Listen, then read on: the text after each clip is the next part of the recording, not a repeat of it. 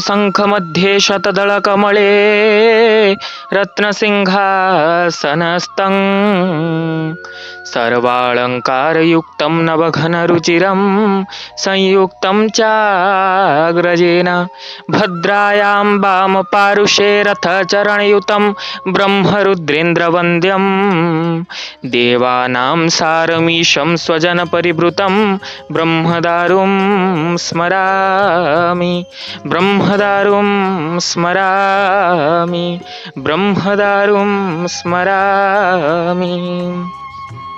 ओम या कुंदेन्दु तुषारहारधवला या शुभ्रवस्त्रावृता या वीणावरदण्डमण्डितकरा या श्वेतपद्मासना या ब्रह्माच्युतशङ्करप्रभृतिर्वि देवैः सदा वन्दिता श्यामं पातु सरस्वती भगवती निःशेषजाड्यं पहा श्यामं पातु सरस्वती भगवती निःशेषजाड्यं पहा। कोटि ओडियांकर मौड़मणि हेउछंती महाप्रभु श्री जगन्नाथ। कोटि ओडियांकर प्राणर देवता सीए।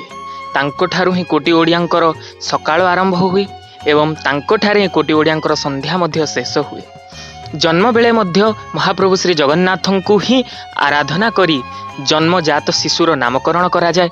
मृत्यु बेले मध्य तांकर कैवल्य टिके पाइले ओडिया मोक्ष पाई जाए। तेणु महाप्रभु श्री जगन्नाथ एते लीलामय ठाकुर हेले मध्य से मध्य केते समय रे गोपन रे लीला करिछंती। एही गोपनर लीला महाप्रभु भक्त मानकु एहा चेताइबा पई करिछंती जे सदा सर्वदा विधिर विधान ही विधेय। तेणु से गोपन लीला विषय शुणा आज एक महान भक्त महाप्रभुंकर विश्वर महांती विषय आज किछि वर्णना शुणा। महाप्रभुंकर यही जो लीला यह हूँ 16 शताब्दी समयर कथा।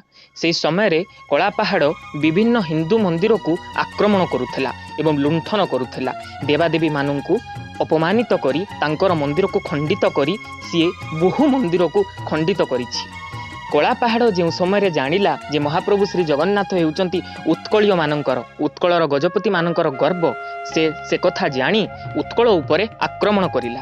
एही समय रे तीन ठाकुरों को पंडा पढ़िहारी महाराज सबु मिसी तीन ठाकुरों को नहीं चिलिकार हाथीपड़ा ठारे पाताली कराई थिले। गुप्तरे श्रीजीउंकर पूजा चलीथिबा बेले कौनसी सूत्ररु धृत कलापाहाड़ खबर पाई महाप्रभु मानंकु सेठाकु आनिबा पई चिलिका को चलीगला।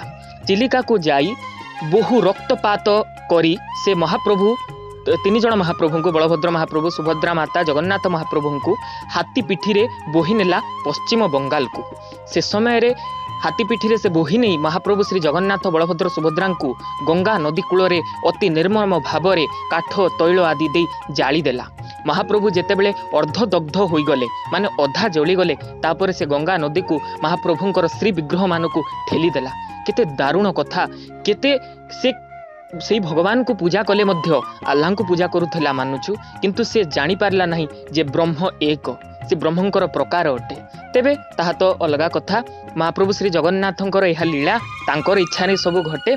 तेबे किंतु कलापाहाड़ जेतेबेले ओडिशारु महाप्रभु को हाथी पिठी रे बोही नेला से समय रे महाप्रभुंकर अनन्य भक्त जो भक्त की जगत सिंहपुरर कुजंगगढ़र बासिंदा विश्वर महांती से मृदंग बजेई साधु बेश होई कलापाहाड़ पछरे पछरे ताकू ता पछरे पछरे पूरा चलिले। से समय से गोटे डिटेक्टिव पाल्टी जाइथिले। से कलापाहाड़ को फॉलो करी करी करी करी गंगा नदी पर्यंत पहुंची गले। बहु कष्ट करी जेतेबेले कलापाहाड़ ता सैन्य सामंत मानकु नहीं चलीगला से समय विश्वर महांती तीन दियंक ब्रह्म को सुरक्षित भाव में उद्धार करथिले। केमिति उद्धार करथिले?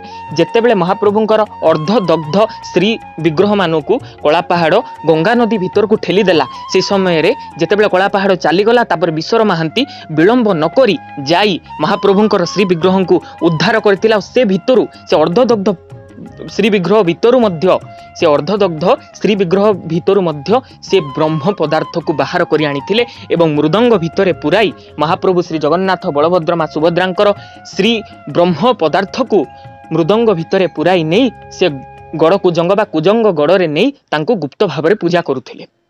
तेबे महाप्रभु तो लीलामय ठाकुर तांको लीलार सबु घटी थाए तांको लीलार ही सबु घटुची एवं तांको लीलार ही सबु घटी थिला। सेठी गुप्त भाबरे पूजा पाइले एवं भक्त विश्वर महांती हातरू नैवेद्य आदि ग्रहण करी रथयात्रा रे मध्य से रथ विजय होइथिबार प्रमाण मिले। विश्वर महांती महाप्रभु को जेते वर्ष रखिथिले से भितरे महाप्रभुंकर रथयात्रा मध्य करिसंती। अति गुप्त भाबरे महाप्रभुंकर यथोचित सेवा आउ महाप्रभुंकर जेतिकी भी नीतिकांति विश्वर महांती करिसंती।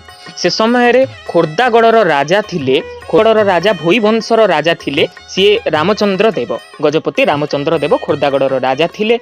महाप्रभु श्री जगन्नाथ तांको स्वप्नादेश करंती बोली किंबदंती कहे एवं आमर गवेषक माने मध्य कहती महाप्रभु श्री जगन्नाथ स्वप्नादेश रे राजा जानिले जे गड़कुजंग ठारे महाप्रभु श्री जगन्नाथ बलभद्र माँ सुभद्रांकर ब्रह्म पदार्थ को विश्वर महांती गुप्तरे पूजा करुछंती।